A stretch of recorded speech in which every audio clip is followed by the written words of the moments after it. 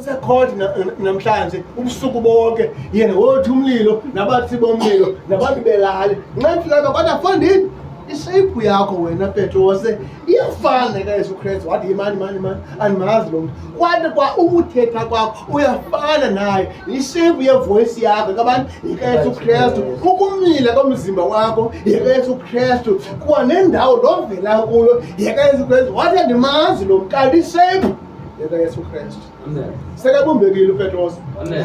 Wabunjwa ngelanga athi Yesu Kristu Petrose ibandla lam ndakulakhela kweli dwala kweli liwe kweli litye linguwe. Amen. Wabunjwa ngaloo mini. Amen. Wathi yabona namhlanje andisengabafundi bamlilo bapostikani babumbekile baqhubile. Amen. Wathi yabona uyekile uba nguSimoni kaYona unguPetrose ngoku haleluya. Amen. Yabo babatheni babumbekile. Amen. Amen. Umzalwane xa usinyelwa athi hayi wo awuthetha ngamfundisi akabumbekanga.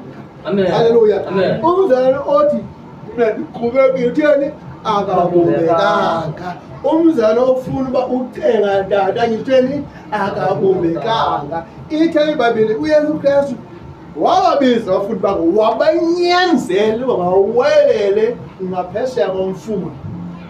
Xa besolwandle lafika ugqithe olwandle layintlitha inqanawa walala uYesu Kristu ngabe niwetheni wayebanyanzela abafundi bakhe. Amen. Wangazangabacenga. Amen. Haleluya. Amen. NoMoses xa eseyibhudla zaphela madoda ndiyanicela ke uthi Yesu masihambeni sishiye ibhudla bathi besifa wathi bonke abafune uYehova mabaze ngapha bonke abafuna ithole legolide mabaye ngapha bavule umhlaba baginye bethole legolide.